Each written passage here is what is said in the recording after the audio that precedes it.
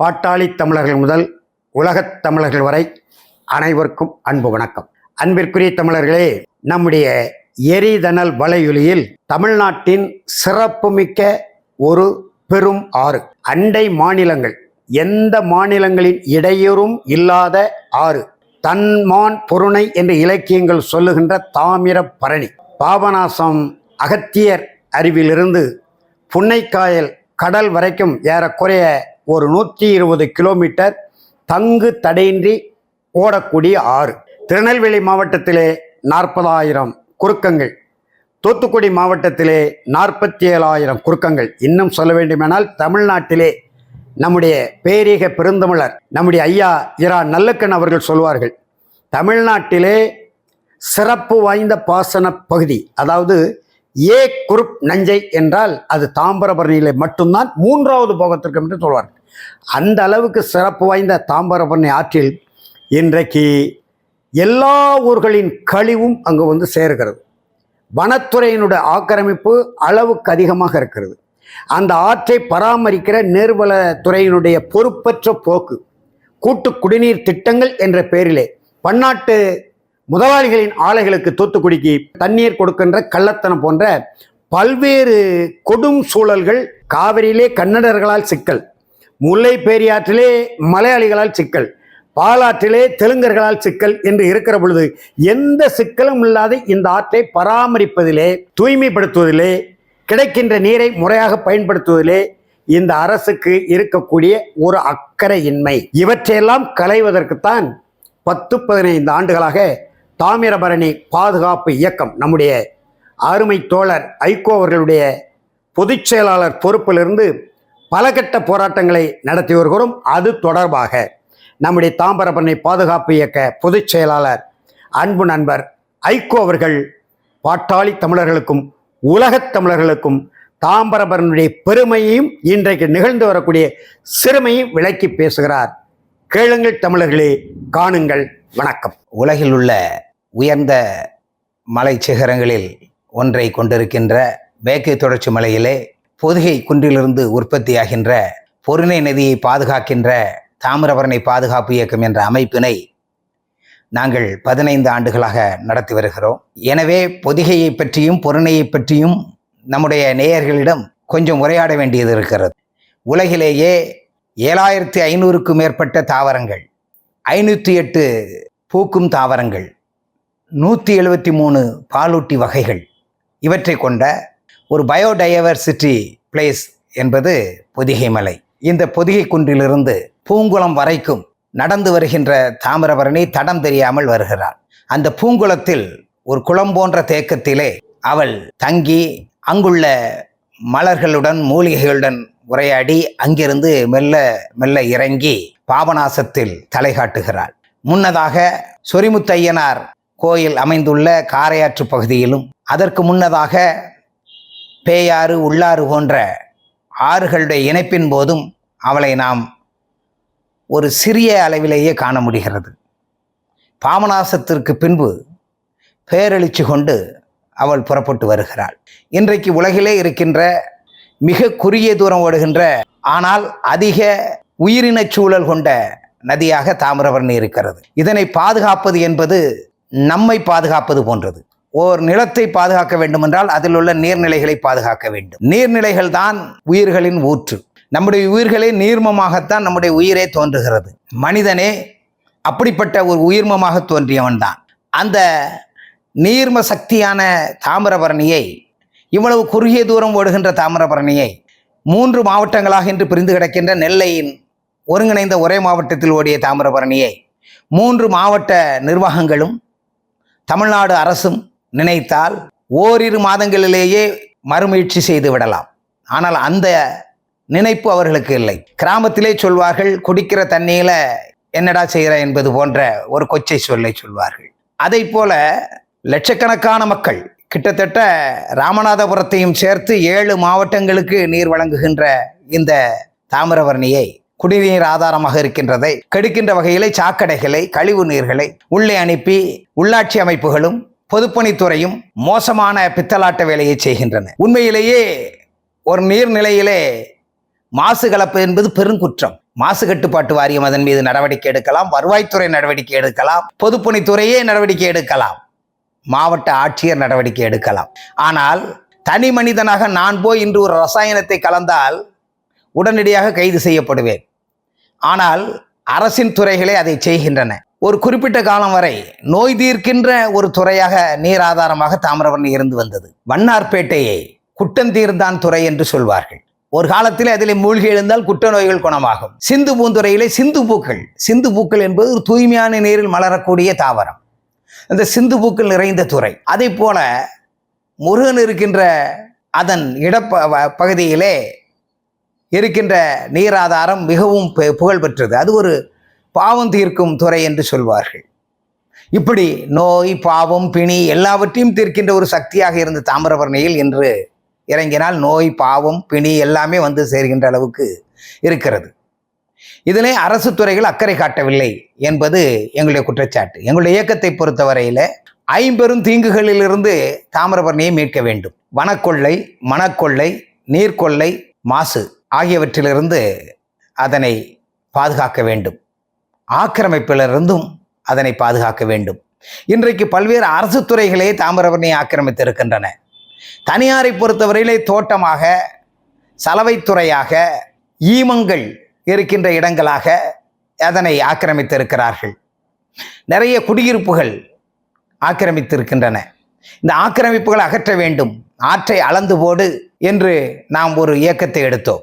ஆற்றை அளந்து போடு, ஆக்கிரமிப்பை அகற்றி போடு என்று முழக்கமிட்டோம். 2 ஆண்டுகளாக அந்த முயற்சியை எடுத்து 2012ஆம் ஆண்டிலே அந்த இயக்கம் தொடங்கி 14க்குள் நெல்லை மாநகர காவல்துறை ஆணையராக இருந்த கருணாசாகர் அவர்கள் ஆக்கிரமிப்பை அகற்றும் பணியிலே எங்களுடன் இணைந்து கொண்டு, எங்களையும் இணைத்து கொண்டு முழு முற்றாக காவல்துறையையும் வருவாய்த்துறையையும் இறக்கி பல்வேறு இடங்களிலே, துவரை ஆபீஸ் இருக்கின்ற இடங்களிலே, வண்ணார்பேட்டையிலே, சிந்து பூந்துறையிலே நினைவிடங்களை கூட அகற்றினார்கள்.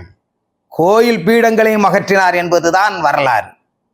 ஒரு காவல்துறை அதிகாரி தனிப்பட்ட ஆர்வத்தினால் செய்ததை இன்றைக்கு மாவட்ட நிர்வாகம் செய்தால் முதலில் தாமிரபரணி அகலப்படுவதால் நன்மை என்ன? ஒவ்வொரு ஆண்டும் வெள்ளங்கள் வரும்போது குய்யோ முறையோ என்று கத்திக்கொண்டு ஆற்றுக்குள் இருந்து எழுந்து மக்கள் ஓடுகின்ற அவல நிலையை பார்க்கிறோம்.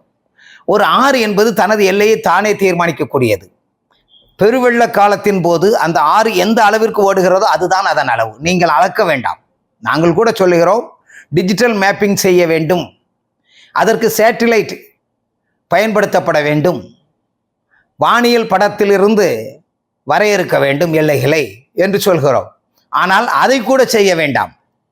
பெருவெள்ளத்தின் போது தாமிரபரணி எவ்வளவு பெருகி ஓடுகிறாளோ அந்த இடத்திலிருந்து மக்கள் அகன்று கொள்ள வேண்டும். இதுதான் முதலில் ஆக்கிரமிப்பு அகற்றும் முறை. வனக்கொள்ளையை பொறுத்தவரையிலே கேரளாவிலிருந்து எளிதாக வந்து வனக்கொள்ளையர்கள் ஒரு காலத்திலே வைரக்கற்களை கூட வெட்டி எடுத்து சென்றார்கள். அவர்களுக்கு மூலிகையின் அருமை தெரியும். ஏற்கனவே நான் சொன்னது போல 508க்கு மேற்பட்ட பூக்கும் தாவரங்கள், மூலிகைகள் அடங்கிய இந்த தாமிரபரணி சார்ந்த பொதிகை மலையிலிருந்து அவர்கள் முற்றிலும் வனங்களை சூறையாடுகிறார்கள்.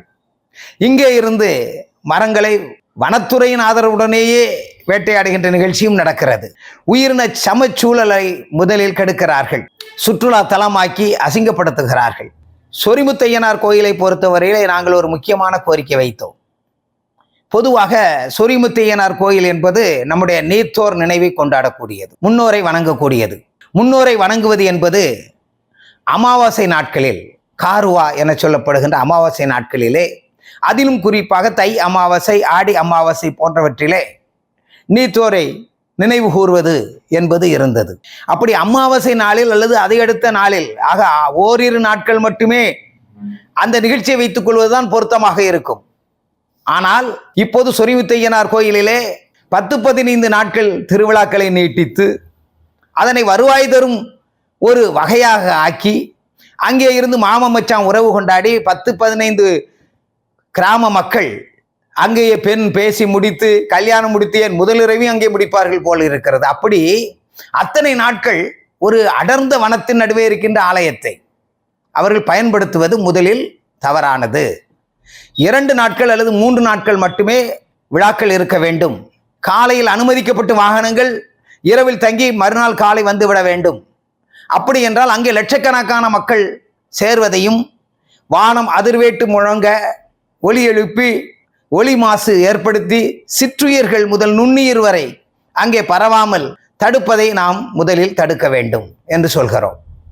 ஆக ஆக்கிரமிப்பு என்பதும் அரசு சார்ந்ததாகவும் அரசு துறை வணிக நிறுவனங்கள் சார்ந்ததாகவும் இருக்கிறது. அதனை அகற்ற வேண்டும். மாசு என்பது அதற்கும் சொரிமுத்தையனார் கோயிலே ஒரு தெய்வீக சான்றாக இருக்கிறது. அதற்கு முன்னால் பூங்குளத்தில் இருந்து பார்த்தீர்கள் என்றால் ஒரு படிகத்தை போன்று தாமிரபரணி தோன்றும். அவ்வளவு தெள்ளத் தெளிவாக தாமிரபரணி தாய் வந்து கொண்டிருப்பாள். ஆனால் சொரிமுத்தையனார் கோயிலுக்கு வந்த பின்பு மனித மல மாசு அது மிகவும் அதிகரித்திருக்கிறது. கிட்டத்தட்ட 1,00,000 டன் 2,00,000 டன் மனித கழிவுகள் தேங்குகின்ற அளவிற்கு அந்த இடம் மாசுபட்டு இருக்கிறது. ஆக சொரிமுத்தையனார் கோயிலில் இருந்து தொடங்குகின்ற மாசு, அடுத்து தலையணை, பாபநாசம் என்று தொடர்ந்து இப்படியாக ஒரு சுற்றுலாத்துறை அரசு நடத்துவதனாலும் ஒரு அறநிலைத்துறையின் அக்கறை இல்லாமலும் இப்படிப்பட்ட மாசு சேர்கிறது. அதை எடுத்து பார்த்தோமானால் பாபநாசம், அம்பை உள்ளிட்ட நகராட்சிகள், திருநெல்வேலி மாநகராட்சி இவற்றிலே சேர்கின்ற மனித கழிவுகளும் விடுதிகள், வணிகங்கள், தொழில், மருத்துவமனைகளிலிருந்து வருகின்ற மருந்து கழிவுகளும் அதிகம் கலக்கின்றன. இதனை கட்டுப்படுத்த வேண்டும், இதனை கண்காணிக்க வேண்டும் என்று பொதுப்பணித்துறையை பலவாறு முறையிட்டோம். ஆனால் இதுவரை நடவடிக்கை எடுக்கப்படவில்லை. அதை போல செங்கல் சூளைகள் என்பவை உள்ளிருந்தே ஒட்டச் சுரண்டுகின்ற வேலையை செய்கின்றவை. இன்றைக்கு தாமிரபரணி கரையிலே 200க்கும் மேற்பட்ட செங்கல் சூளைகள் இருந்தன. அந்த 200க்கும் மேற்பட்ட செங்கல் சூளை அதிபர்கள் எல்லாம் அங்கேயே மண் எடுத்துக்கொள்வார்கள். அங்குள்ள 200 ஆண்டுகள் 300 ஆண்டுகள் பழமையான மூத்த மருத மரங்களை எல்லாம் வெட்டி எரிப்பார்கள். இதெல்லாம் நடந்தது. பின்பு ஒரு முறை நாங்கள் 2012 நாங்களே ஆக்கிரமிப்பை அகற்றுவோம் என்று மக்களை எல்லாம் ஒன்று திரட்டி அனைத்து கட்சிகளையும், நம்முடைய கம்யூனிஸ்ட் இயக்க மாவட்ட செயலாளராக அப்போது இருந்த தோழர் பாஸ்கரன், அப்போதைய தமிழ் தேசிய அமைப்பின் தலைவராக இருந்த அண்ணன் வியனரசு, கண்மணி மாவீரன் உள்ளிட்ட பல்வேறு அரசியல் கட்சியினர்கள் எங்களுடன் சேர்ந்து அன்றைக்கு 34 பேர் கைது செய்யப்பட்டோம். கடப்பாறை மண்வெட்டி ஏந்தி சென்று அங்கே செங்கல் சூளையை அகற்றுவதற்கு முனைந்த போது அன்று மாலையே நாங்கள் சிறைப்பட்டோம். அன்று மாலையே 27 இடங்களிலே செங்கல் சூளைகள் அகற்றப்பட்டன. ஆக ஆக்கிரமிப்பை அகற்றுவது என்பது எளிதான காரியம். அதை செய்வதற்கு அரசு தயக்கம் காட்டுகிறது. அடுத்து கரையோரத்தில் இருந்த மரங்கள் எல்லாம் அழிக்கப்பட்டு விட்டன. ஒரு நதி நன்றாக இருக்க வேண்டும் என்றால் அந்த நதியின் இரு கரைகளிலும் இருக்கின்ற தாவர சூழல் நன்றாக இருக்க வேண்டும் என்று விஞ்ஞானிகள் சொல்வார்கள். அந்த தாவரம், புல் பூண்டிலிருந்து மரங்கள், செடிகள், கொடிகள் வரை இயல் தாவரங்கள் இருக்க வேண்டும். அயல் தாவரங்கள் இருக்கக்கூடாது. இயல் தாவரங்கள் என்ன? மருதம், நாவல், நொச்சி போன்றவை. இந்த மாதிரியான மரங்கள், செடிகள், கொடிகள் இருக்க வேண்டும். அப்படி ஒரு உயிர் பிடிப்பு இருந்தால்தான் அந்த நீர் மாசுபாடு தவிர்க்கப்படும். அவ்வாறு ஒரு இயல்பான ஒரு தாவர அரண் இருக்க வேண்டும். அந்த தாவர அரணை ஒரு அரசு அதிகாரமே நிர்வகிக்க வேண்டும். இங்கு பொதுப்பணித்துறை, வனத்துறை இரண்டும் இருப்பதனால் நிர்வாகம் கெட்டு அந்த மரங்களை வளர்ப்பது என்பது முடியாமல் போகிறது. ஒரு கைப்பட இருக்க வேண்டும். ஒரு ஊழியன் 2 முதலாளிகளுக்கு வேலை செய்ய முடியாது. அப்படிப்பட்ட நிலைமை தாமிரபரணியிலே இருக்கிறது. ஆனாலும் தாமிரபரணியிலே இரு கரைகளிலும் இருந்து அந்த உயிர் சூழல், தாவர சூழல் எடுக்கப்பட்டு விட்டது. அதை மீண்டும் உருவாக்க வேண்டும். அடுத்தாற் போல மணல் கொள்ளை, பாரிய மணல் கொள்ளை தமிழ்நாட்டிலே தாமிரபரணியில் தான் நடந்தது. பொருணை மணலுக்கு அவ்வளவு மதிப்பு உண்டு. அந்தமான் தீவுகள் வரை அதை எடுத்து சென்றார்கள். கேரளாவுக்கு கொண்டு சென்றார்கள். நல்ல வேளையாக பெருந்தமிழர் நல்லக்கண்ணு அவர்கள் தொடுத்த வழக்கின் பின்னால் அது ஓரளவு மட்டுப்பட்டது. நீதிமன்றம் ஆய்வுக்கு உட்படுத்தியது. அப்போது 2 ஆட்கள் 3 ஆட்கள் உயரத்திற்கு ஆழத்திற்கு மண் அகலப்பட்டதை பார்த்தோம். ஆக அதை திரும்பவும் அப்போது போட்ட இந்த பூமாலை சாலைகள் என்று சொல்கிறார்கள். மணல் கொள்ளையர்கள் உள்ளே போய் வசதியாக மணலை அகழ்வதற்கு பூமாலை வடிவத்திலே சாலைகள் போட்டது. அதை அகற்ற வேண்டும் என்று சொன்னார்கள். அவை இன்னும் கூட அகற்றப்படவில்லை. திருவைகுண்டம் பகுதியிலே இன்னும் அந்த பூமாலை சாலைகள் இருந்து கொண்டே இருக்கின்றன, மணல் கொள்ளைக்கு நினைவு சின்னம் போல. அதனை அகற்றுவது மட்டுமல்ல, பெருந்தமிழர் நல்லக்கண்ணு அவர்களுடைய தோழருடைய நல்லக்கண்ணுடைய வேண்டுகோளின் பின்பு நீதிமன்றம் சொன்ன உத்தரவிலே நெல்லை, தூத்துக்குடி ஆகிய 2 மாவட்டங்களிலும், அப்போது 2 மாவட்டங்கள் தான், இந்த 2 மாவட்டங்களிலும் மாவட்ட ஆட்சியர் தலைமையிலே மாவட்ட காவல் கண்காணிப்பாளர், பொதுப்பணித்துறை செயற்பொறியாளர்கள் அடங்கிய ஒரு குழு, கண்காணிப்பு குழு அமைக்கப்பட வேண்டும். அந்த கண்காணிப்பு குழு ஆற்றிலே கொள்ளைகள் நடப்பதை தடுக்க வேண்டும், ஆற்றை கண்காணித்து ஆற்றுடைய இயற்கை சூழலை மேம்படுத்த வேண்டும் என்று உத்தரவிட்டிருந்தார்கள். ஆனால் இன்னமும் அந்த அரசு அந்த உத்தரவை நிறைவேற்றவில்லை. அது மட்டுமல்ல, இதுவரை 17 வழக்குகளில் நீதிமன்றங்கள் தாமிரபரணிக்கு மாசு ஆக்கிரமிப்பு தொடர்பான தீர்ப்புகள் வழங்கி இருக்கின்றன. ஒரு தீர்ப்பை கூட இந்த அரசாங்கமும் பொதுப்பணித்துறையும் மாவட்ட நிர்வாகமும் மயிரளவிற்கு கூட மதிக்கவில்லை என்பதுதான் ஒரு வேதனையான செயலாக இருக்கிறது.